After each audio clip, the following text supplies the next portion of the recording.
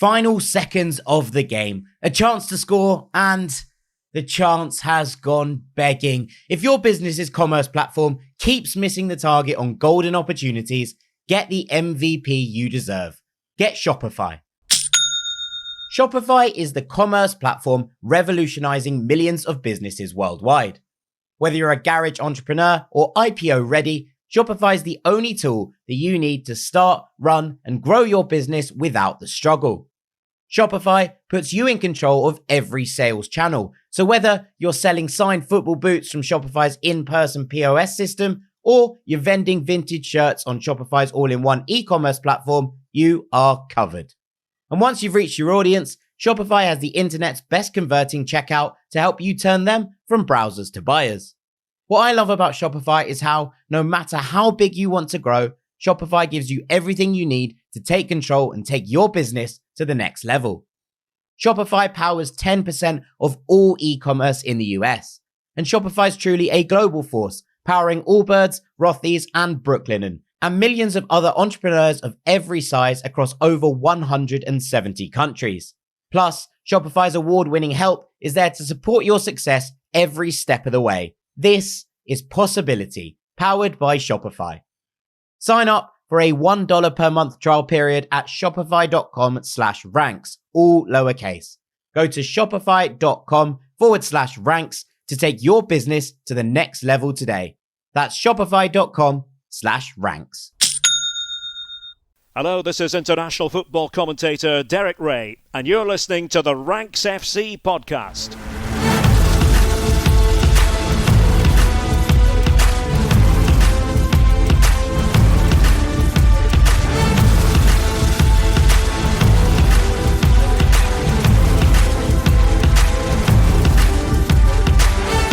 Hello, Rank Squad, and welcome to Champions League Takeaway here on Ranks FC. Your look back at all of this week's Champions League action as the final 8 sides picked up their spots in the last 16 to meet the teams that came first to 8th in the league stage. My name's Jack Collins, and I'll be your host today. And joining me across the water, all the way from San Diego, is Mr. Dean Jones. How you doing, mate? Yeah, I'm good, mate. Yeah, pleased. I'm not a big fan of Serie A, I guess. That's probably the big takeaway. It's been a bad week for Italian teams, hasn't it? Italy, yeah. At least they've still got pizza and pasta. Because then and Inter. I didn't see it. But pizza, pasta, and Inter in that order. There's it was a bad couple of days, wasn't it? Unless you're Inter, in which case you've got a lot of gloating to do, so that's good for them. But yeah, the playoffs didn't go well for them in that sense. But I think the playoffs have been a success. I think you could look back at the way that they've rejigged this tournament and gone, okay, yeah, this is more excitement than we've ever had at this period of a Champions League campaign. We don't normally get games, like the one that's happened at the Bernabeu tonight. Kate Abdo said, actually, the build-up, she's like, the Bernabeu's hosted just about every big event you can imagine in football, but it hasn't hosted one of these, a playoff decider in the Champions League. I was like, oh, yeah, nice, I like that. In the end, obviously, it was a walk in the park, but nevertheless, it was a big occasion and it was a big night.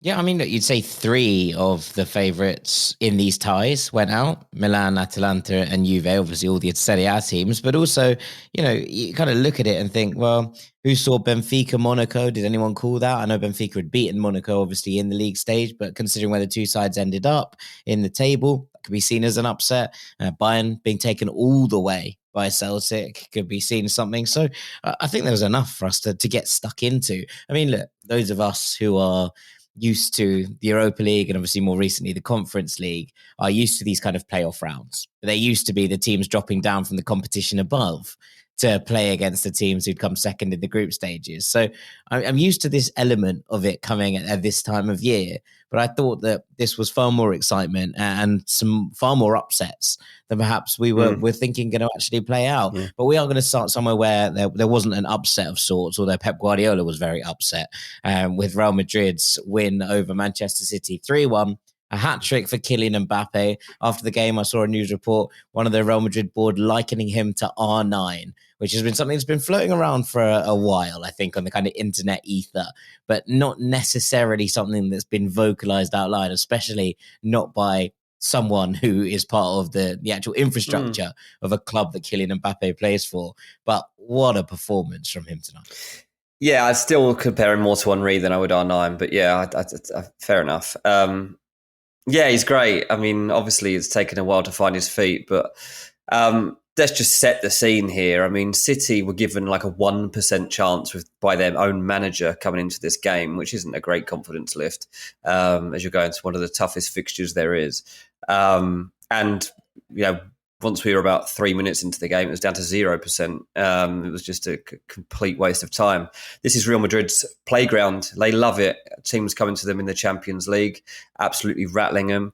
And from the moment that City turned up, they were absolutely bullied. It was men against boys in every area of the park.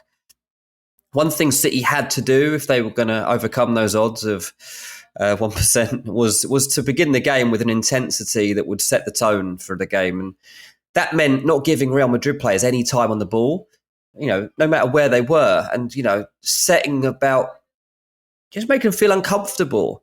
They didn't do it, even in those early stages. And the fact that they allowed Asensio the time to look up and play that long ball to Mbappe so soon in the game was kind of ridiculous, to be honest. I know it looks like, obviously, there's no danger on in that moment, but so often we hear in football about pressing these days. It's been obviously such a trendy word. And Marmoush is about 10 yards away from him, just let him have the ball, which can be fine. But the problem is that Kylian Mbappe has already started a run in between two City defenders, and he's seen it and he's pulled it off absolutely perfectly. The pass isn't getting, so far anyway, hasn't got enough credit. It's an absolutely unbelievable long pass. Yeah, I completely agree. And Raul Asensio, obviously a youngster, I thought he played with a load of character. He was brilliant, mate. What a performance that was. Yeah. But in terms of just the way that he stood up, and yes, he was next to Antonio Rudiger, and we've talked already about the fact that you want experience next to a young player. We've used this analogy with Liverpool, right? That it must be quite easy to play if Virgil van Dijk is telling you what to do.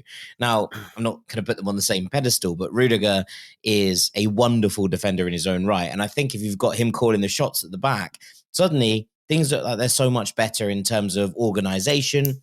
And I think that kind of goes throughout the team. Tchouaméni stepped into midfield and suddenly looked like the player that they spent so much money on in the first place again. You're like, oh, right. You forget he's actually a centre midfielder, and he's very, very good at doing that when he does it. But I think you're right about the kind of pressing of this. It's not, you can step off, obviously. It's not a problem to sit deeper and do that. But City kind of had the worst of both worlds here in that they had quite a high line with Kylian Mbappe running in behind it and no pressure on the ball. And therefore, you're going to get someone who's going to look up and go, you know what? Even if I lump this in behind, it's a brilliant pass. I don't want to take this away from him. But even if he just lumped it in behind, there's a chance Mbappe gets there because look who he's running up against. Ruben Dias and John Stones, neither slow by the stretch of it, but neither Kylian Mbappe fast either. And ultimately, that ball goes in behind and is inch perfect, which means that he only needs one touch to lift it over Ederson, who's completely and utterly in no man's land, let's be honest. But, even if that pass had gone down the flank, for example, you'd have backed Mbappe to get there first. And then suddenly Real Madrid are into dangerous areas. So it's not just the fact that it led to a goal. It's the fact that it's just ludicrous behaviour to allow that kind of space and time on the ball when you have Kylian Mbappe running in behind two centre-backs who are that high up the pitch. Yeah, there's loads of problems here for Man City, and Ederson is one of them. I think they've got to replace him. I think he's got to go. He's made some very bad errors in terms of his positioning. I think including in the first leg, actually, when Vinny lifts it over. Good at assists, though, isn't he? Yeah, he's good at assists. Play him at centre-back. He should be a centre-back. But, he comes rushing out. That one when Vinny lifts it over him in the first leg. And then this one, he's caught out a bit too. Rob Green was in the commentary over here, and even he was like, they need a new goalkeeper. Those straight balls that kept going through the middle killed City time and again. And it's kind of confusing because it's a tactic they are actually not bad at using themselves. We've seen City plenty of times go straight through the middle. Against Chelsea a couple of weeks back, right? And whether it's high or low, Madrid were just going, we can just go straight through the middle of this team. They kept doing it.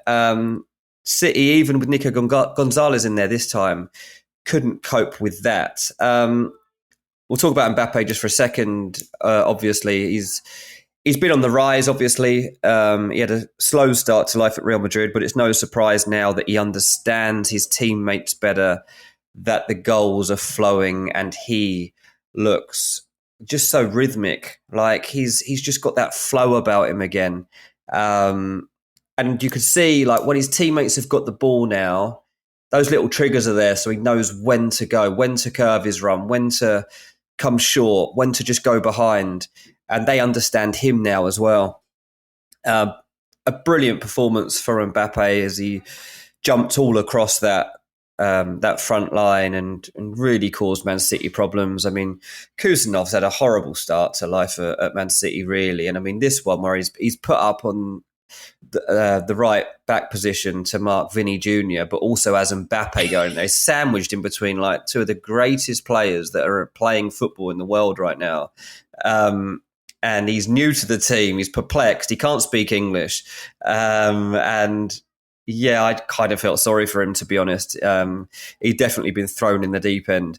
Tchouaméni. Yeah, this wasn't the game to judge Kusanov on. No, but the thing is, it's going to affect him. You know, this is the problem. Like all the high-profile games that he's had to deal with so far, he's got to compute all this. The poor lad. You know, like he's obviously like deserves to be here, or Man City wouldn't have signed him, and Pep Guardiola certainly wouldn't have played him. But you know, it can affect you. Tchouaméni was great in midfield, and you could just see, like, he's obviously made it clear he doesn't want to be a centre-back anymore. Some of the passes he put around, you know, was unbelievable. I thought him and Ceballos as the double pivot behind were absolutely exceptional, so smooth. And it just looked like everything was running through them. And look, I think that Ceballos has had critics and he's earned his place back in this team and you know, more power to him for that. And look, we've kind of looked at it, and I was speaking over on the Patreon on our Postbox Extra about, you know, one of our patrons asked, you know, I like Ceballos, but he can't be the long-term heir to Tony Kroos, who can be. And I was like watching it tonight, and I was like, you know what? You might not need one for the time being. You can kind of just let that tick along and then look at it in the summer. But because when he's played there, especially next to Tchouaméni tonight, I thought that was one of his best performances in a Real Madrid shirt this season. He's earned his place back in this team, and suddenly that pivot looks so much more structured. You know, Rudiger at the back, and suddenly the defensive line looks far more solid. And I thought they just outmatched City in the middle. And, you know, you speak about Nico Gonzalez. To be honest, I think he did all right. It wasn't great performance, but I thought he did okay. And then you kind of look at what happened around him. And I thought that the Bernardo Silva and Gundogan in particular were just hugely outmatched. And how often do you say that about Bernardo Silva, right? You can criticize Bernardo Silva for lots of things. At times in his career, you know, you can give him all the kind of dislike in terms of that you want. And I know that there are plenty of other Premier League fans who dislike Bernardo Silva because of what he puts together. You never really fought his work rate, right? You never fought the fact that he gets around the pitch, that he's willing to physically match up to kind of anyone he plays against. And tonight, it just looked like Tchouaméni and Ceballos just had them all on strings in the middle of the park there. And it ultimately left Man City bereft in the middle of the park once again. Well, you can go through the spine of that team. Bernardo Silva probably is past his best, but certainly wasn't at his best here. Ilkay Gundogan isn't near it anymore. John Stones literally has to leave the pitch after 8 minutes because he's gone again. So he needs replacing. And then you got Ederson in goal. So the spine, like, you could just weave through them basically because Real Madrid were just far too strong for them. And apart from obviously replacing Stones on 8 minutes, City then didn't make a substitution until the 77th minute. 3-0 down. And they don't make any substitutes until the 77th minute. Like, that was Pep, I assume. I don't know actually what I assume. I was going to say reserving other players for just games that are upcoming. I mean, Haaland was on the bench, but he was never going to play. He didn't even join in with the players before the game, apparently. So he was never going to see the pitch. Didn't bother playing like Nunez or De Bruyne or Grealish. And to say, yeah, gave Kovacic and McAtee like 15 minutes. But Real Madrid just far superior, mate. And this is it. They're here now. Like, Real Madrid are here to win the Champions League again. It's crazy. That never is any team going to match the mentality that Real Madrid have. And I don't care if you're Liverpool or if you're Barcelona. What this team has is just, I don't understand it. I don't understand how they can have time and time again I don't know what I'd call it. Maybe I was going to say a superiority complex, but it's not even that, because they are like, they actually are superior. Once they start putting it all together, they kind of like puff out their chests. They're like, yeah, good luck. We're going to beat you. And then they do. And like, now that they've got the players hitting the form that they were capable, like they've seen through that tough period that they came through. They've had the batterings off Barcelona and stuff. They've been through some really dark moments. And yet here they are. Kylian Mbappe, who's been criticised in the first half of the season, has just scored a hat-trick in a Champions League playoff that sends them through to the last 16. Rodrigo looked great, right? Rodrigo really makes a difference to that attacking quartet. So he's so special. Like you know what? Sometimes he often gets underlooked in the big chat, right, about Vinicius and Bellingham and Mbappe. But ultimately, like, who pulls it all together? Who's the selfless person that makes it work? It's so often Rodrigo. It's just about balance, yeah. And it's like, people talk about Ancelotti in terms, he doesn't have a set pattern of play. He doesn't have something you could define as being his, like you can with other managers like Pep. But he's learning, hopefully, that this Rodrigo role is as important as any of those other star names, because he gives you that, I want a better word for balance, but I can't think of one right now. When it comes to like, approaching a big fixture, but then actually carrying out a game plan. And obviously being down the same side as Valverde for most of the game, those two just unbelievable. Like, for man, you go through that Real Madrid performance, they were just so superior to everybody on the opposite side of this. And it shouldn't be that way. Like, Man City should not be this far off of Real Madrid. Not a Real Madrid team that is not as at their absolute peak. And Pep Guardiola has to take some criticism now, because he is failing time and time again to get this team to perform on big occasions. And I don't understand why he can't match up to people. He'll blame individual mistakes. He'll blame injuries. He'll do this and that. But every manager in the world has to deal with these issues. And now he hasn't got all of the best players in the world available to him. He has to show something else.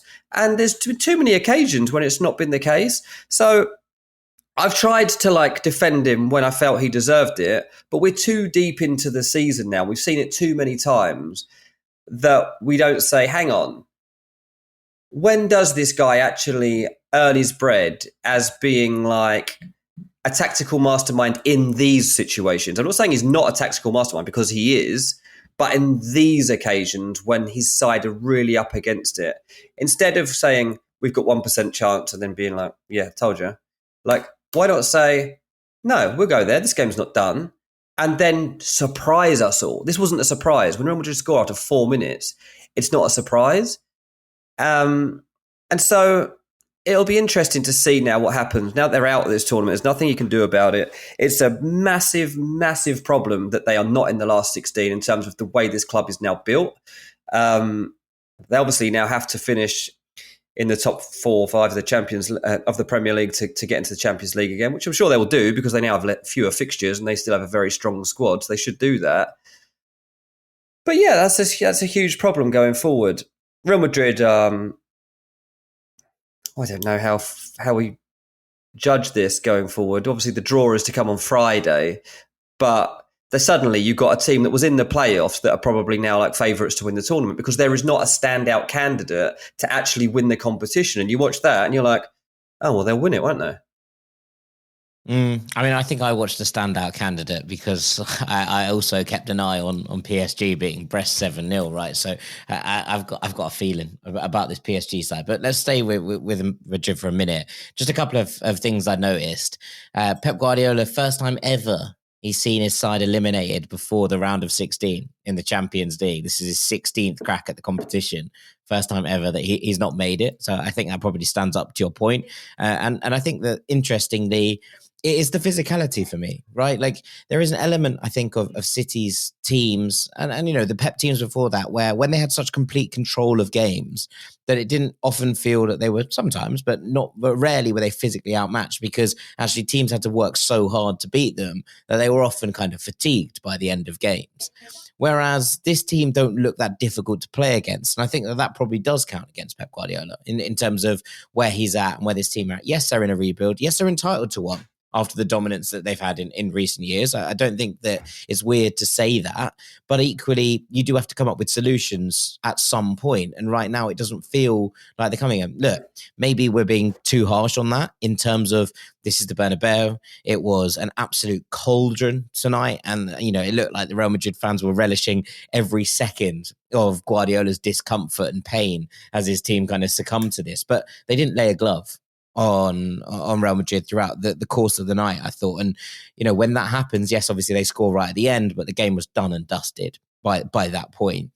Just a couple of fun things for Mbappe. He scored his 500th goal contribution today. Just 26, 358 goals and 142 assists in his career, 500, and he's only 26 years old, which is pretty nuts.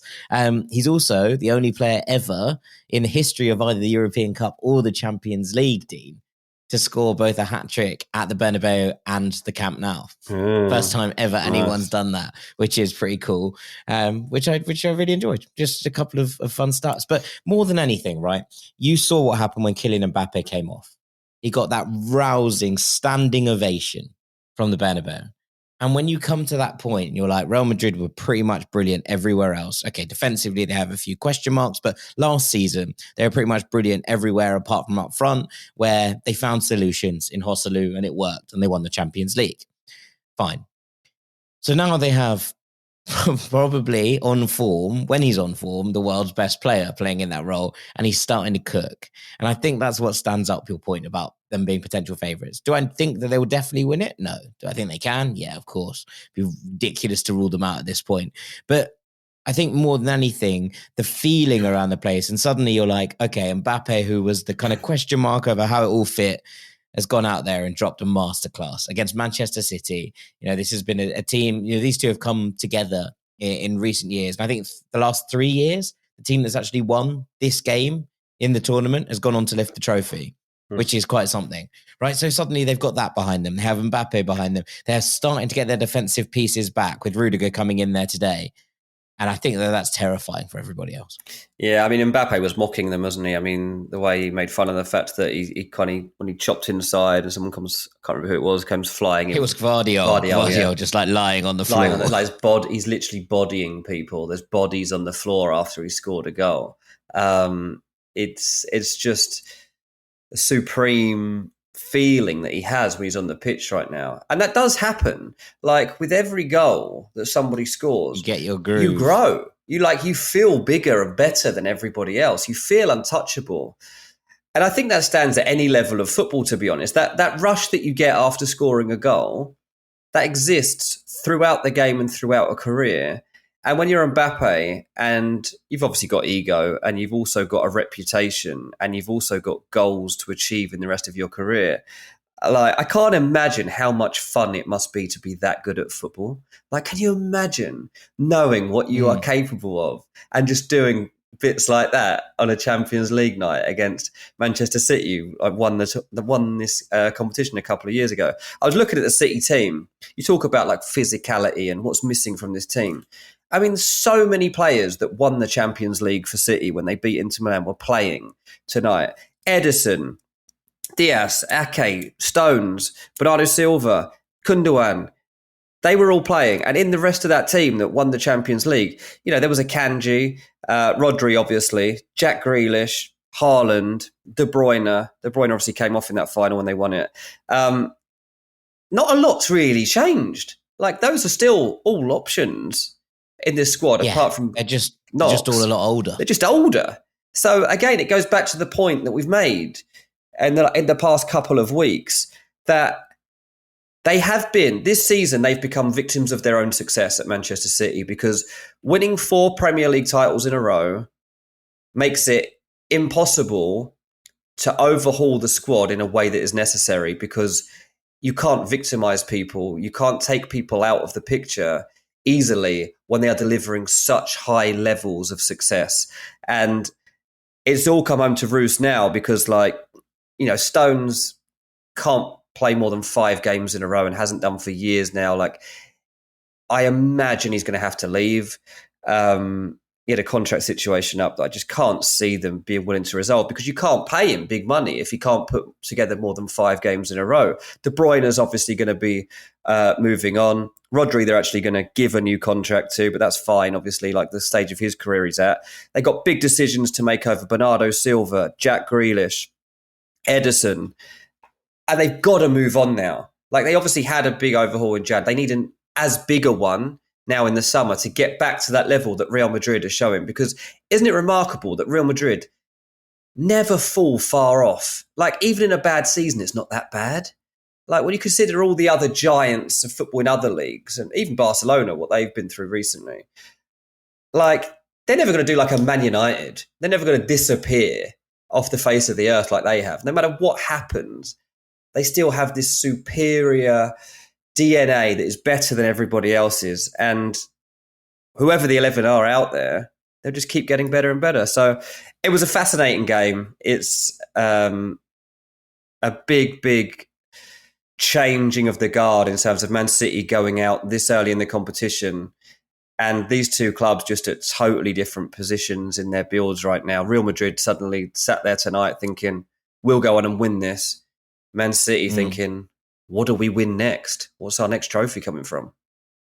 Yeah, I mean, obviously still in the FA Cup, but we will see how things come along with that one. Giant killers Plymouth going to the Etihad next, so we shall see. Look, it was the biggest game of tonight. It very much wasn't the best game tonight because I'm pretty sure that took place in Eindhoven. And the reason this is going out a little bit later is because we saw PSV against Juventus go to extra time before PSV ended up victorious in. Mate, no one's turning around Champions League podcasts as fast as this. We're still first out there, don't worry.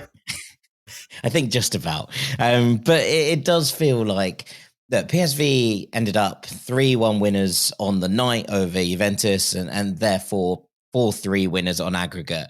And I watched this game on kind of as my main game because I was intrigued by how it ended. I knew you'd be covering the Real Madrid Manchester City angle, so I had that on a second screen. I had PSG on a third, and I'd watched the Dortmund game earlier. So we were managing to kind of keep an eye across all the things. But this drew my attention, right? Because the first 45 minutes, I spent a lot of time watching Real Madrid on the other screen.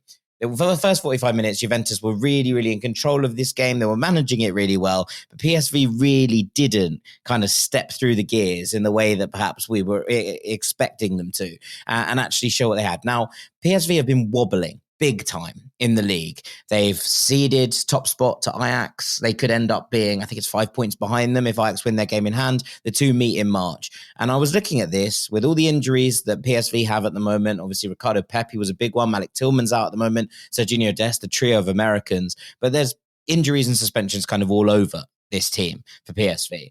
And I was wondering if after the Derby d'Italia, which Juve won 1-0, but they weren't completely convincing in either, if they were just going to be able to kind of step on the gas a little bit and really push forward. 4 wins in a row ahead of that for Thiago Motta's side in all competitions. And so this first half played out and it was very much like, ooh, okay, I don't know if PSV have got, literally the engine to do this today. I don't know if these players are going to be able to step up in the right way. Yeah. And for the first half, it looked like they weren't. And then suddenly halftime came, and I don't think I've ever seen a more dynamic flip in a 45 minutes, and then in extra time as well, where it went from being quite a dull affair to one of the best games I have ever watched for approximately 75 minutes. It was breathless, entertaining, breathtaking at times. And the first goal that the PSV scored, the equalizer in the tie, they went 1-0 up on the night, was Ivan Perisic haunting Juventus again. The ball over the top for him from Noah Lang, who suddenly at halftime decided he was just going to turn up, by the way. I love Noah Lang's Lang. Renaissance. I saw He's brilliant. I didn't watch the whole of this game, but I've seen like a few clips that they showed like before, during extra time, of like things that he had done during that game. And he's, oh my God, what he can do with the ball is amazing. But he was completely and utterly anonymous for 45 minutes. I can't stress enough how poor PSV were in the first 45 minutes. And Juve were just really content to be like, well, if you're not going to have a go at us, we're just going to see this game out and go through. Thanks very much. And it was almost like Juve was shell-shocked by the ability that PSV had to switch gears in this second half. So the ball over from Noah Lang's brilliant. The finish from Perisic, even better than his first leg one, I think. He volleys it almost across the keeper into the far corner, and you're like, wow. Suddenly it's game on. And it opens up and it's like PSV are going for it. And the ball goes down the other end. A ball gets swung in from a free kick, and it comes out to Tim Weah, who absolutely thumps it home. So in the 2 legs of this time, we've had 2 Americans scoring angry goals. Oh, yeah, true. First Weston McKennie with that thumper in the first leg, and now Tim Weah striking one so purely in the edge of the box. Immediately gets disallowed. And then the ref takes about 5 minutes to decide if Lloyd Kelly has interfered with play. He hasn't interfered with play. This goal is perfectly reasonable. But the game flips again. And it's like PSV were like, oh, wow, we didn't think you had that in you. And Juve are going, pound for pound towards goal. They're absolutely thumping them. And it's like, okay, Juve are going to score again, and this is going to be game over. Kolo Muani goes through on goal and ends up missing. And then it flips all over again. And you're like, what happens here? And Ismail Saibari scores with about 15 minutes to play. There was some quite lengthy stoppages. He scores a goal. It kind of works through in the middle, and he scores a brilliant goal. I love Saibari. I thought he was absolutely sensational as well here. He's one of those players that you look at and you're like, you are fundamentally underappreciated with what you bring. And I like what PSV do under Peter Bosz, because they play 2 attacking midfielders. In this case, it was Joey Veerman and Ismail Saibari, and they kind of just rotate with who's playing the 8. They just sort of drift into the 10 spaces. Both of them get into really good positions. And when Goose Till came on later on, they were like, hang on, you've now got Till, Saibari and Veerman on the pitch at the same time. And you're like, okay, who's playing where? At this point, they're basically playing 3 attacking midfielders. Mm-hmm. Everyone's just going for it. And look, they're very, very versatile players, and they can all drift around and do lots of different roles in the middle of the pitch. Yeah. But they're really going for it. And the last 15 minutes were just a siege on this Juventus goal. Juve got away with it. They got to the full-time whistle. It was like, take a breather. Yeah. Take a breather. PSV came out again first half of extra time, which is absolutely going for it. And Ryan Flamingo, again, new contender for one of the best names in football, scores a brilliant goal. He's a centre-back, but it basically bounces to him in the box after a well-worked free kick. No idea what Juve are doing. The free kick gets drifted in to Johan Bakayoko, who's come on as a sub. Bakayoko is sub, by the way. This PSV team have some depth. And he's allowed to take the ball down, take 3 touches and swing it into the middle, and it gets palmed out. Flamingo tucks it home, fine, no worries. Another really, really good player who can play multiple positions, Ryan Flamingo. But he tucks it away, and it's all PSV still. And it's like, okay, they're going to get the goal that seals it. Half-time comes, complete flip. PSV run out of juice, and it's just Juve. And suddenly Vlahovic hits the post. Juve are kind of scrambling in the box. Kefren Turam comes on and slaloms through this whole PSV team and then fires it over the bar. And then right at the end, the game is so stretched that PSV basically need to score an extra one to seal it, but they see out the game. It got to full time, and it's a bit like me right now. It's like gasping for breath. It was one of those moments where you're like, what have I just witnessed? Yeah. It was such a brilliant game of football. The impact that Noah Lang had in the second half, the impact that Ismail Saibari had across the course of the game, Ivan Perisic's strike, and Juve, I don't even think played that badly. Yes, perhaps they should have been a little bit more forthright with how they played in the first half when the game seemed to be in their control, but equally they were there like, yeah, okay, well, we've currently got a lot of the ball. We're able to just keep this team at bay. We can keep them at arm's length, and we'll just see this out quite comfortably. And it was almost like it needed a jerk to get them into action. It happened, but honestly, one of the most entertaining games you'll watch. And PSV, considering how weird things look in the league right now, just look like a bit of a Borussia Dortmund in some ways, where they're just able to go through the gears in Europe and show what they're capable of. And even with the injuries, and I'm sure a couple of those players, Malik Tillman should be back relatively soon, even if Pepe's out for the entire season. They have some options here, and I just feel like they're going to be one of those sides that people are like, not sure I hugely want to play them, especially when the Philips Stadion was like it was tonight. It was shaking. Yeah, they're packed. It's like there was too many people in it, from what I could see. And they obviously adore Noah Lang, and that the whole place was They don't adore Noah Lang. This is the It whole thing. seemed like they Noah did. Lang They had keeps- this huge flag that everyone was jumping and bouncing around. Yeah, but like, so he played really well tonight. But also, like, he keeps flirting with. He's played for all three of the big three. Yeah, I'm pretty sure he came through at the Ajax Academy, and he keeps making little batty eyelashes at Ajax. Everyone's like, "Can you stop, mate?" Well, like, we kind of rescued you from where you were he's going. definitely not going to be staying with them too long, is he? I don't know where he ends up, but he's a player that I've written about 1,000 times in transfer columns over the last few years. Stinks of West Ham. Don't go West Ham. But just to flip it, mate, I mean, for what it means to Juve and Thiago Motta, like, this does not reflect well on Motta at all, and people will be really pointing fingers at him now. Now, I obviously didn't see the whole game, so I don't know how much he's to blame, but already the kind of social media reactions are saying this one's at Motta's door. People are like, well, it's not just this one. There's plenty on that list. But they're like, well, this one's top of the list because he should have done better. Whether they created enough chances or not, only you could tell me. But this is a bad moment for Juve. They're obviously fourth in Serie A at the moment, so a title's out the window for them. There's obviously a huge danger they don't even make it into the Champions League's positions domestically because they've got the likes of Lazio, Fiorentina, maybe even AC Milan if they're resurgent, coming up behind them. So really tough time for Motta, and doesn't seem to be the right solution, does he? Yeah, I mean, it's the first time ever that Juve have failed to progress from a Champions League knockout tie after winning the first leg, which is a pretty big stat, obviously, in terms of their history. So that's quite bad. They did create. I don't think it would be fair to say they didn't create. This game was peppered with shots because it really, really opened up. I don't think they created enough in the first half when they had so much of the ball. That's what I would say. I don't think they took advantage of the game state that really did suit them. And actually, it was almost like, they needed something to spark them into action, as I said before. So that's quite weird. I can understand why there's frustration with Motta, but equally, it was one of those things where, he can't vouch for the fact that his players just didn't seem to wake up until, I know you can probably put that at his door, but I don't think tactically they were outclassed today or outmatched. It just felt like PSV had this energy around them, and part of it I think was from the crowd who were unbelievable. But it just felt like they had an energy about them that Juve just couldn't match for long periods. And especially, as you go into that second half and then you go into that first half of extra time, PSV just seemed to have all of the juice. And I wonder if that's something to do with fatigue. I wonder if it's something to do with fitness. It just felt like PSV knew the game was there for the taking and went for the throw. Interesting.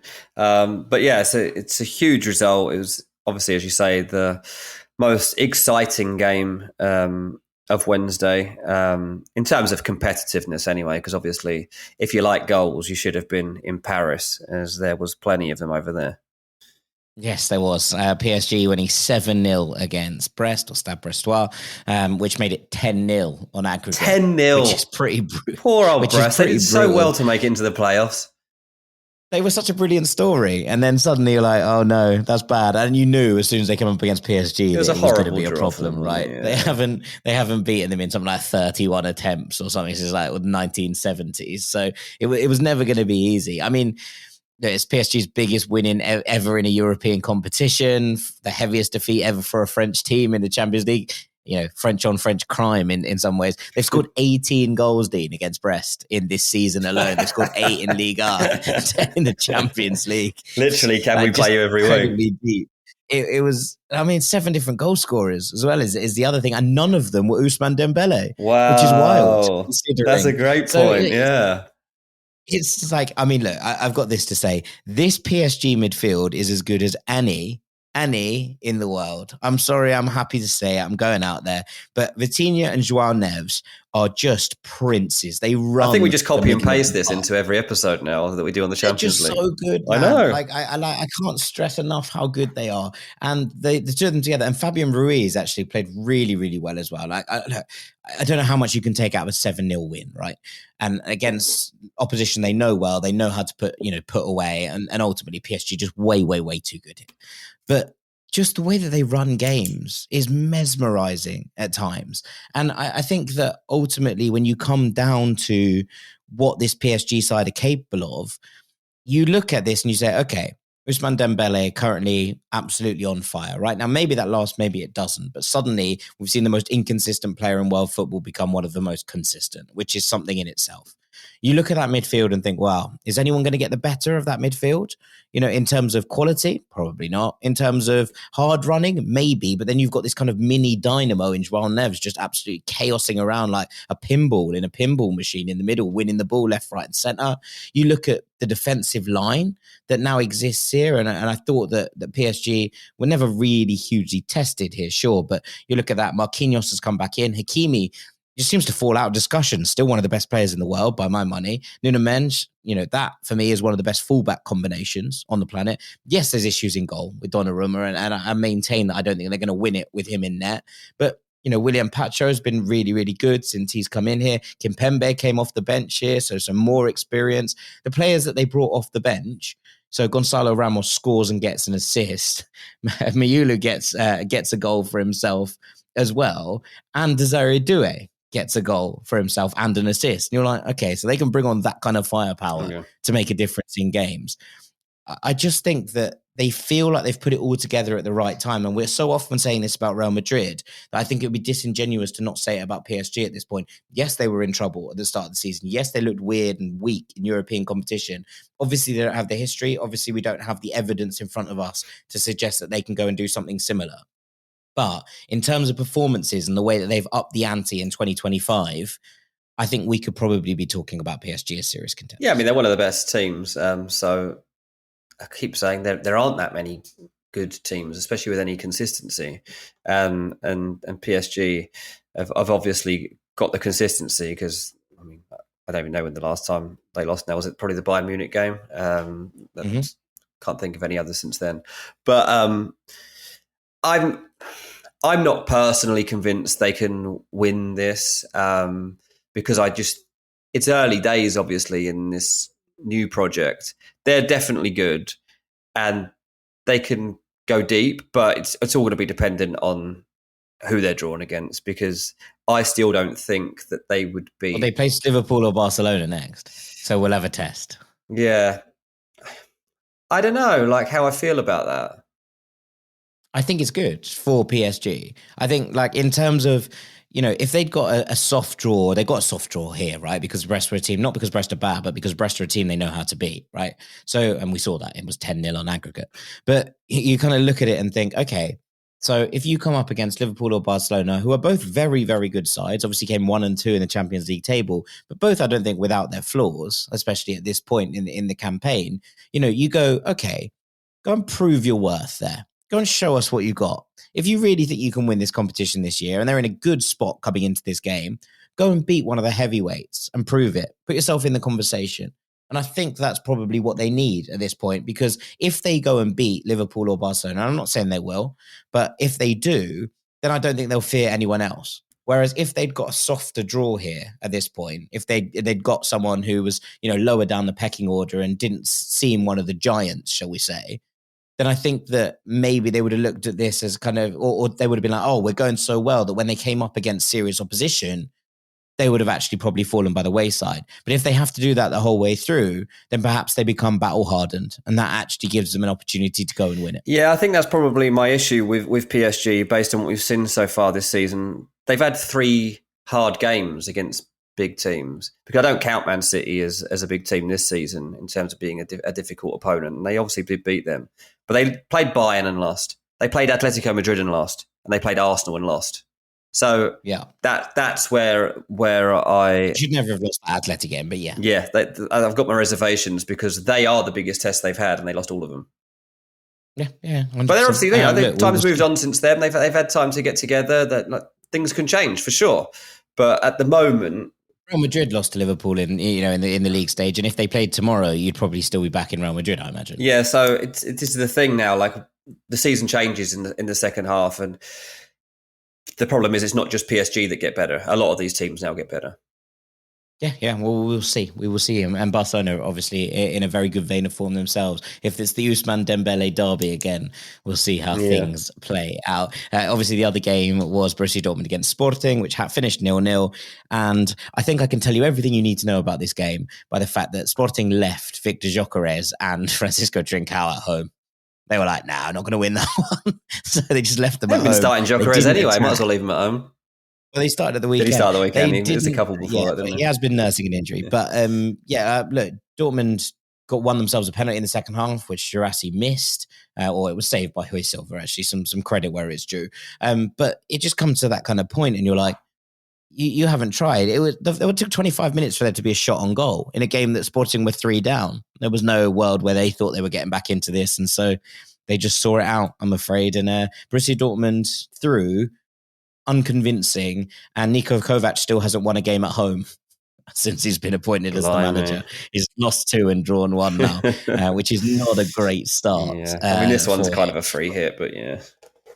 Yeah, 100%. Oh, it was a free hit. It was an opportunity to get one on the road, and they still didn't. That's so, to make of that what you will. But I'd be very surprised if we see Borussia Dortmund in another Champions League final. Let's put it that way. Right, let's take a break there, and afterwards we'll get on to Tuesday's action. Don't go anywhere. Final seconds of the game. A chance to score, and the chance has gone begging. If your business's commerce platform keeps missing the target on golden opportunities, get the MVP you deserve. Get Shopify. Shopify is the commerce platform revolutionizing millions of businesses worldwide. Whether you're a garage entrepreneur or IPO ready, Shopify is the only tool that you need to start, run, and grow your business without the struggle. Shopify puts you in control of every sales channel. So whether you're selling signed football boots from Shopify's in-person POS system, or you're vending vintage shirts on Shopify's all-in-one e-commerce platform, you are covered. And once you've reached your audience, Shopify has the internet's best converting checkout to help you turn them from browsers to buyers. What I love about Shopify is how, no matter how big you want to grow, Shopify gives you everything you need to take control and take your business to the next level. Shopify powers 10% of all e-commerce in the US. And Shopify is truly a global force, powering Allbirds, Rothy's, and Brooklinen, and millions of other entrepreneurs of every size across over 170 countries. Plus, Shopify's award-winning help is there to support your success every step of the way. This is Possibility, powered by Shopify. Sign up for a $1 per month trial period at shopify.com/ranks, all lowercase. Go to shopify.com/ranks to take your business to the next level today. That's shopify.com/ranks. Welcome back to Ranks FC and Champions League Takeaway, where it's time to take a look at Tuesday. And Dean, I think we're going to start with Bayern 1, Celtic 1, because, you know, after the first leg of this game, I said that I thought Celtic were a little bit unlucky. Well, you ain't seen nothing yet, as they say. A 95th minute, Alphonso Davies equalised where he tackled the ball into the net. Ended Celtic's dreams in the Champions League this season. And it was so cruel because it was an absolutely unbelievable performance from Brendan Rodgers' side in Munich. Yeah, it was such a hard luck story. You could feel it afterwards. I was watching the interviews after. I didn't watch the game live, but I saw the interviews before I'd actually seen the game.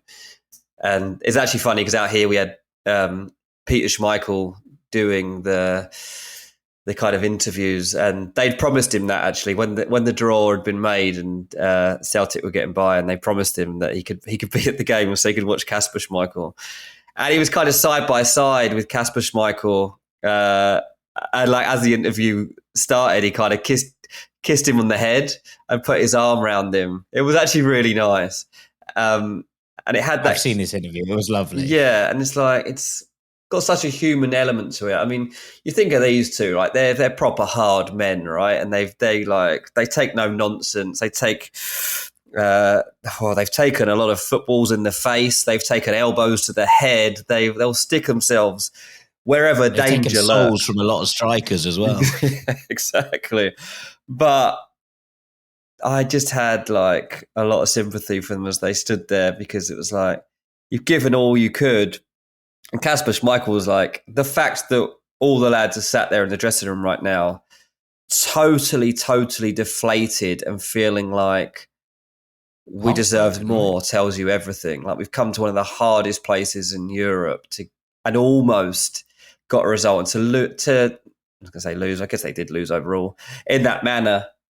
It's unfair, really. Like that. If you're a Celtic, you're like, that was unfair. That we shouldn't be sat here like this right now. I mean, look, it was unfair to a degree because Kasper Schmeichel had been absolutely unbelievable, right? And he'd managed to get himself in the way of everything that Bayern threw at him. And look, I was on the radio on Tuesday ahead of this game, and they were saying, can Celtic get a result? And I was like, yes, but it's incredibly unlikely. And they were like, well, what do they need to do to get a result? I was like, well, they're going to need to rely on an absolutely unbelievable rearguard action, and they're going to have to take their chances when they came.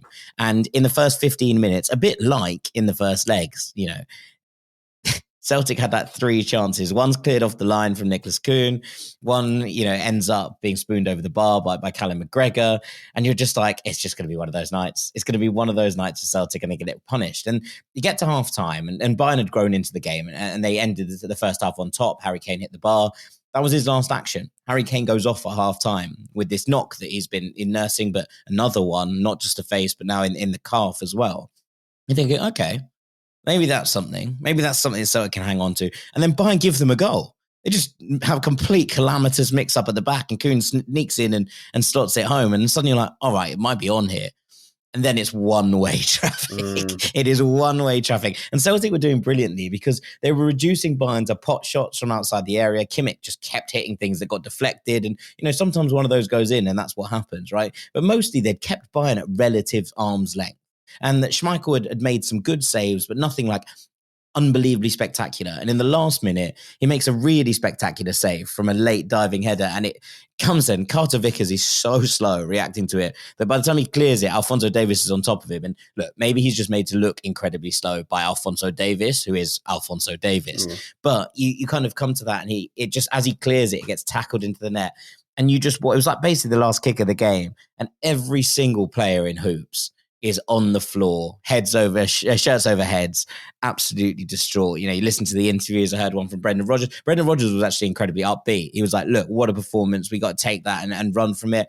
And I do think there's maybe something in the fact that it was so one way at that point that if you get to extra time, are Bayern just going to find a way, and you end up doing 30 minutes of kind of fruitless endeavor for the sake of doing it. And I know that's not how players think, and I know that's not how everyone should think, but Celtic really didn't offer all that much from an attacking standpoint in those last 15, 20 minutes, especially when the game was there to be won. But it was just heartbreaking the way they went in it. And I think that they deserved a shot at extra time because of the performance and the way they played. And look, I've read a few articles about this today from various people, but there's a good one from Seb Stafford-Bloor on The Athletic. It's basically like, are Bayern going to crumble if they meet a decent team? And I think the answer is probably yes. Celtic gave them so many problems. And one of the things about this season has been that Bayern have been very good against teams that are weaker than them, but also have struggled when teams have kind of fronted them up either on a tactical level or from a personnel perspective. And I still think that when Bayern run into serious traffic, they're probably going to fall by the wayside at this point if the performances continue like this. No, I'd agree. Yeah, I don't see them as a team to fear when you're going into this draw, and when you're heading into the knockouts now. Like, they're not the force that they have been in the past. What they have got, though, is that kind of belief and, I guess, the Champions League heritage that probably helps them get that late goal. That defiance, that we're not going out, that they've got difference makers, and they've got a lot of them too. That's the one thing with Bayern. They've got a lot of players that can kind of turn a half chance into a big moment. And that's where the difference can be made. But as you that's the difference between these two sides. That's not the difference between Bayern Munich and a Real Madrid. No, and I think when you look at the last 16, and maybe we will rank the last 16 next week, actually, I don't think Bayern would be right up there. I think they'd probably be middle of the road. Yeah, no, I agree. I think it's going to be interesting to see how they get on. But yeah, Celtic returned to Glasgow beaten, but full of pride, I think, in this performance. And, a 1-1 draw away at Bayern Munich is not one that's going to go down in the history books because of the joy that people felt afterwards. But I think it will go down as it's one of Celtic's best away performances in this competition for so many years. They've been dreadful on the road in the Champions League, right? So to come out of this with heads held high and, I think, still very much a potential of a domestic treble, and the fact that they can come back into the Champions League next season and look almost certain to do that at this point with, the knowledge that they can compete, with the knowledge that they are able to stand up and make themselves heard at this level. And that matters, I think, to Celtic as they try to rebuild a reputation in the European competition. So we'll see how that one goes. I know you wanted to talk about the drama of Milan Feyenoord. So let's go to San Siro next, shall we? Yeah, Milan are out. 1-1 on the night, 2-1 on aggregate. What a missed opportunity this was for AC Milan. But fair play to Feyenoord for pulling off their game plan and just being, I've used the word defiant a few times here tonight, but they were defiant and they stuck to their principles and they managed to get the result that they craved through their setup here. I mean, it didn't look like it would go to plan when Santi Jimenez, their old player, scored against them in the first minute. I mean, Milan set out with a tone that was kind of triggered by Jimenez, and he was charging around in those first few seconds and forces a moment to open up whereby he ends up getting his head on and scoring the opening goal after 1 minute. Didn't celebrate, put the old hands up, but 20 seconds before that, he'd really been geeing up the fans behind that goal and getting the place rocking. Like, he wanted to beat his old team here, make no mistake about it. And he'd scored plenty of goals for Feyenoord in the moment that's building up to this playoff stage, of course. Like, what do you get, 5 goals in the groups? I think he's become the first player ever to score for and against the same team in the same Champions League campaign. So that's something it's a cool stat, yeah. But he was definitely trying to knock him out Just on that, like last week, and I remember sitting here talking about the Feyenoord Milan game and discussing it, and you said that your worry was that if Milan didn't start fast, this would become a real slog.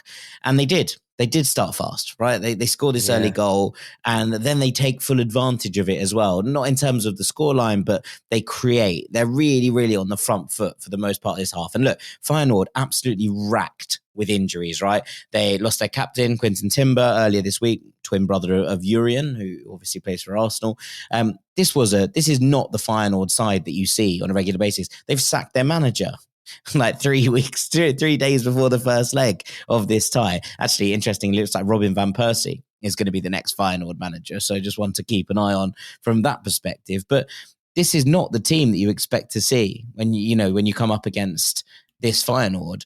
And what we have seen from them is that they have dug in really, really deep. Like, Zepequeno Redmond, who played up top, who's a great name as well, another contender for football's greatest name. His name actually means Little John Redmond, I'm sure, which is a wonderful, wonderful translation. But, he's up front leading the line, right? He's a 19-year-old, just been chucked in at the deep end. And obviously Carranza comes on and scores the equaliser.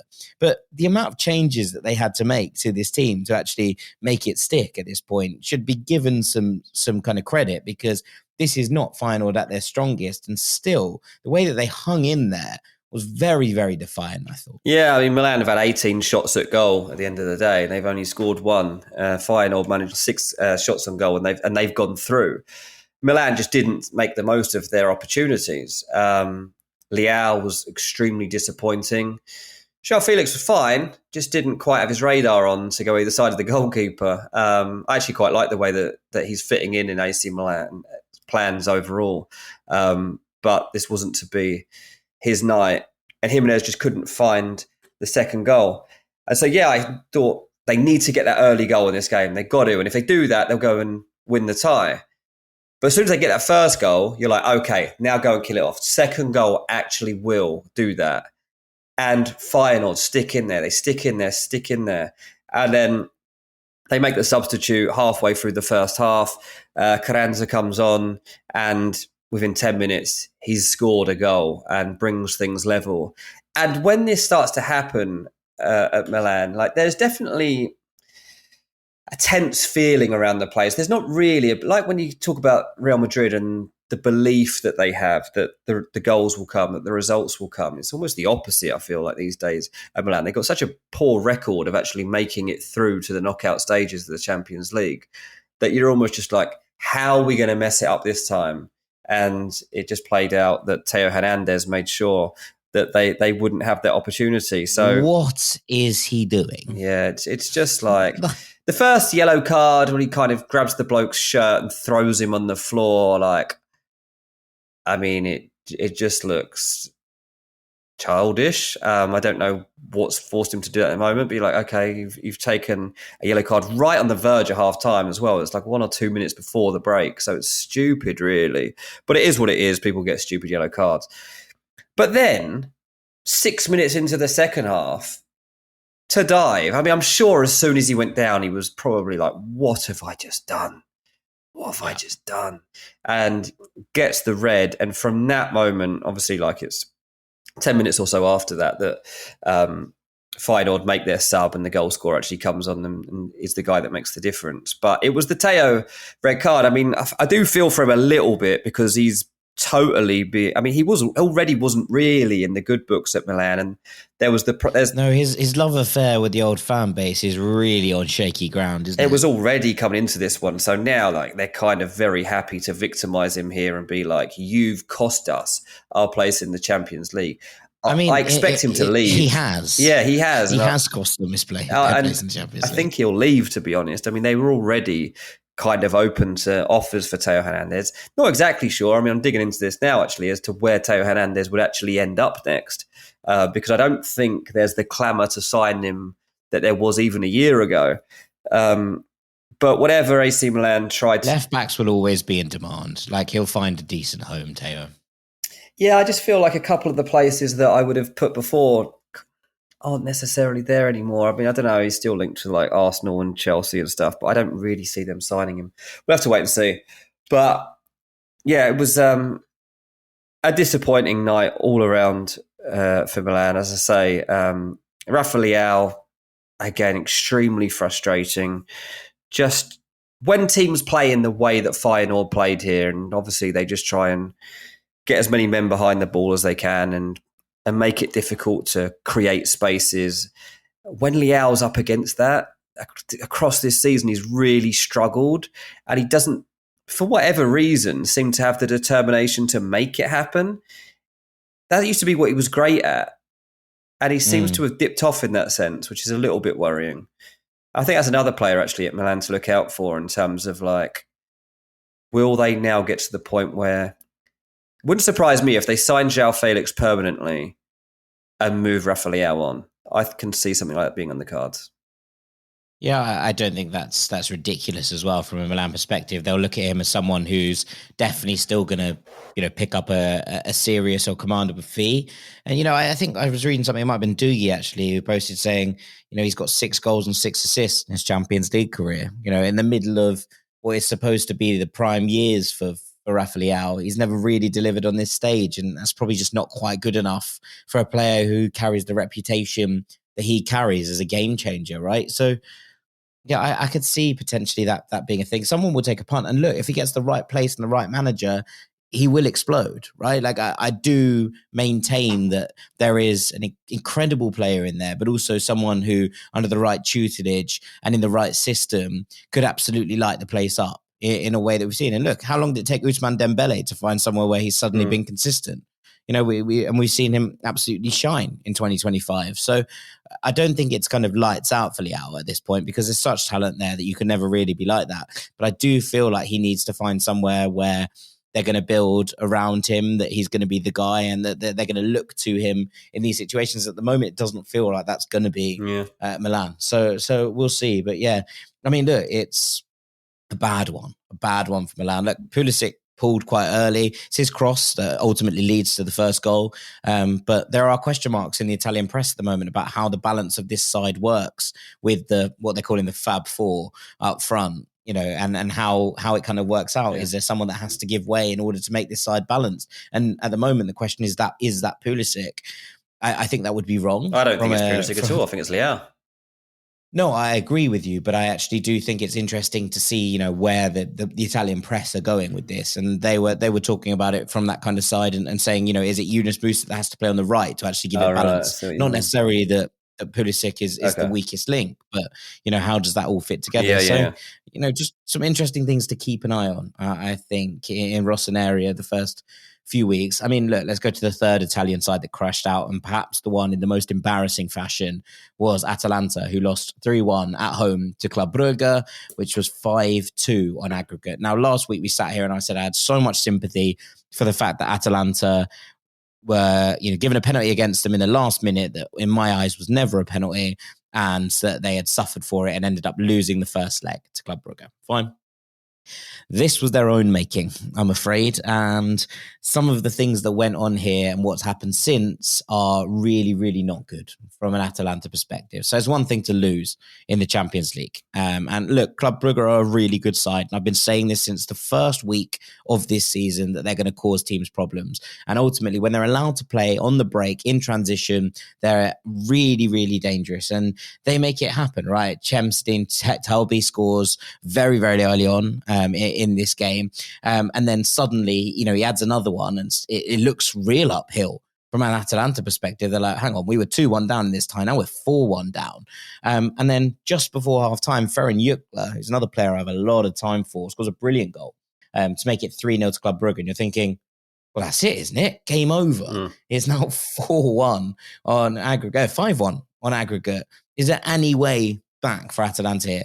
And so the moment comes and Ademola Lookman comes on and he scores the moment after halftime. You're like, okay, all right, let's see where this goes. A couple of minutes later, Atalanta win a penalty.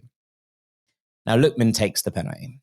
You and I have particularly bad experiences of watching Ademola Lookman take a penalty after the disaster at West Ham that happened a few years ago at Fulham, where he Panenka'd the ball into the keeper's hands in a really crucial moment for Fulham. We ended up getting relegated that season. And he misses the penalty. It's not a good penalty, but they carry on and they create a load of chances, and they then, Simon Mignolet pulls out a masterclass in goal for Club Brugge. And ultimately, Atalanta completely and utterly lose their heads. And Rafael Toloi might have the world's most embarrassing red card on his hands. This is it. I was talking about Teo's red card being embarrassing. Yeah. This is even funnier. So this is schoolboy. And I'd say that in the most literal way possible. So he goes to take a throw on, and the ball gets banged out of his hands by Maxime de Kuyper.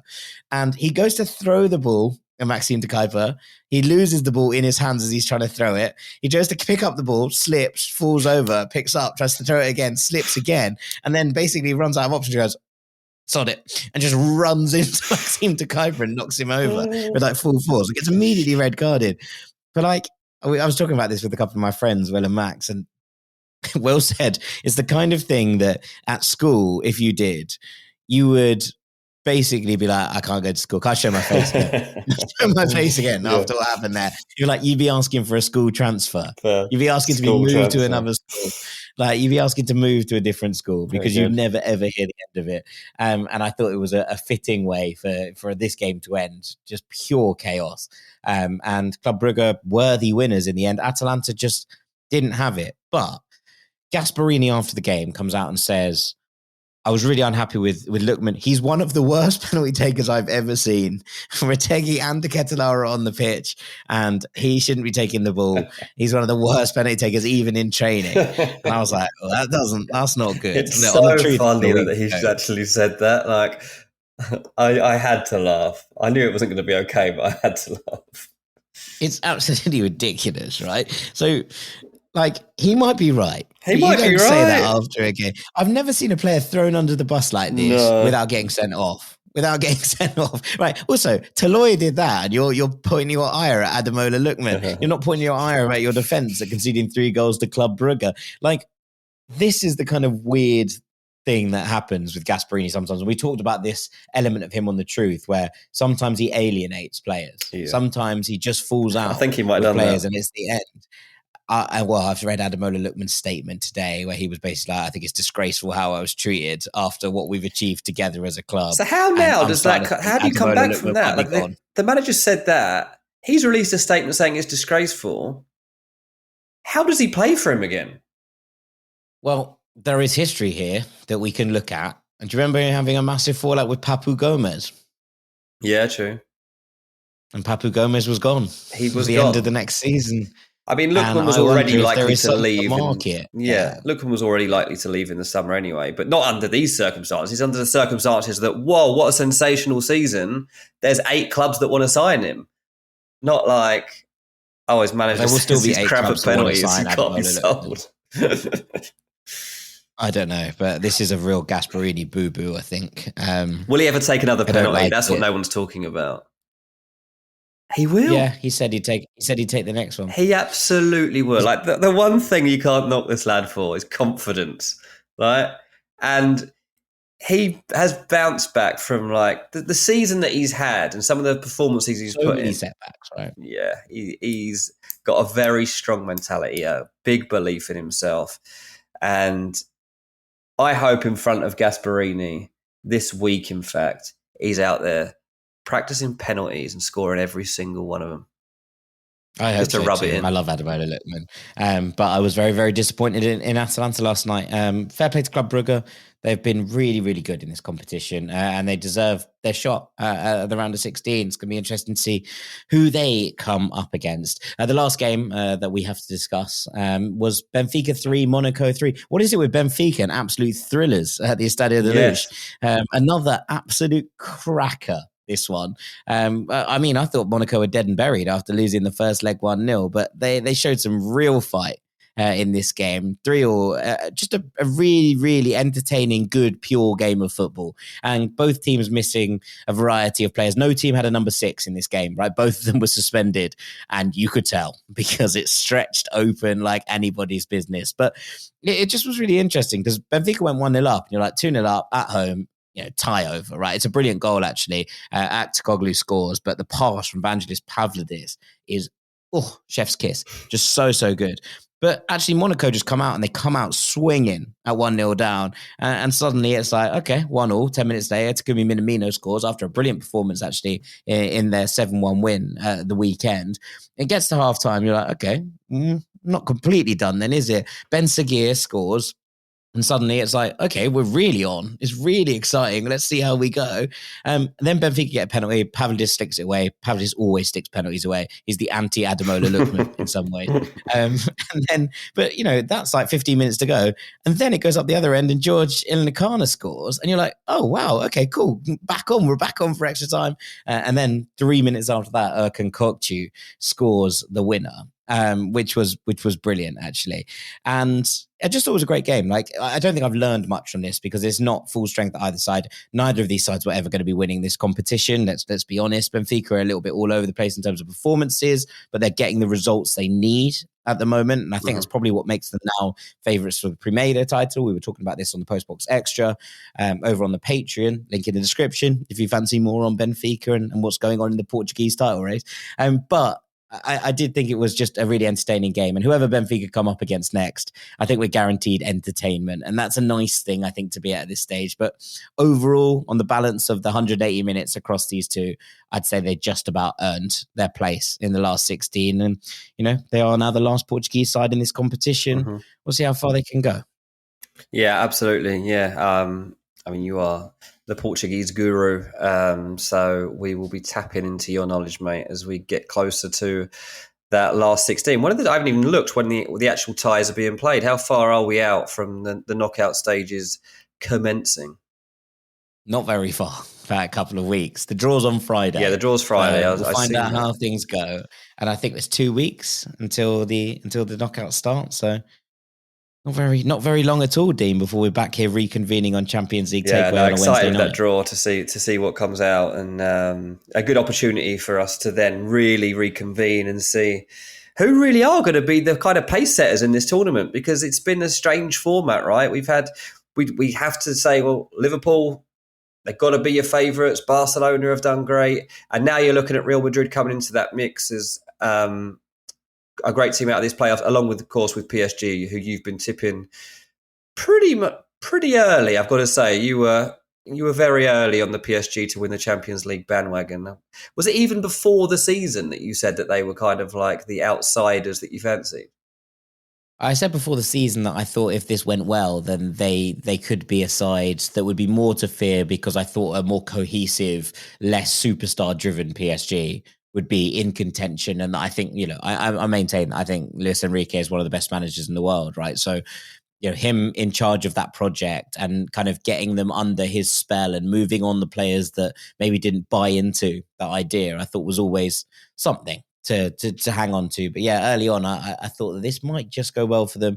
There's still a lot of road to go. And as we say, they're going to get Liverpool or Barcelona next. So it's going to be interesting to see, what comes out of that and who they get and how they're kind of seen at that point. But I mean, there's so much to like. Where Real Madrid are either going to get Atletico Madrid or Bayer Leverkusen, which means either a Madrid derby or they're going to get Xabi Alonso against Real Madrid. Potentially their next manager coming up against them at this point. PSV play Arsenal or Inter. Well, the Dutch sides, one of them will play Arsenal, one of them will play Inter, which is going to be interesting. The other thing is that if there's a Madrid derby on one side of the draw, Bayern Munich will get Bayer Leverkusen, who are the only side that really put them to the torch this season. So that's going to be an intriguing one as well. And the team between Barcelona and Liverpool that don't get PSG will be getting Benfica, and we might get a rerun of the whole Barcelona-Benfica madness that we had late on in the league stage. So there's lots to be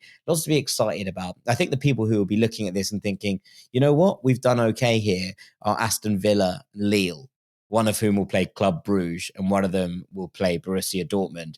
And you know what? I never thought I'd say this, but we're saying it. I bet they're both praying for Dortmund. Yeah, I think so. Yeah. I mean, as good as you can get right now, right? Like when you're looking at that. Yeah, I think it's weird. Club Brugge have shown their worth, against Aston Villa already in this competition we've seen. Mm-hmm. But, the way that they dispatched Atalanta in this one, they're nothing to be mucking around with. So they all fancied themselves against either Villa or Lille. And look, great for Belgian football. So got to give them some credence and credit where it's due. But I think it's probably time for us to call it a day. So all that's left for me to do, say thank you very much to Mr. Dean Jones. Call it a night, mate. I mean, you're past midnight now. Well done, sir. I am past midnight. We're in regular territory at this point. I wouldn't stress too much. I've been Jack Collins, Night Owl, and this has been Champions League Takeaway here on Ranks FC. Thank you so much for listening. As ever, The Truth will be back on Friday, where the boys are talking about why should you care about MLS this season as it goes into its 30th year? So we had a pretty frank discussion around the top league of American soccer, which I thought was an interesting listen. So worth your time on Friday morning. But from us, thank you so much. And we'll see you very shortly, Rank Squad. Take it easy. Peace.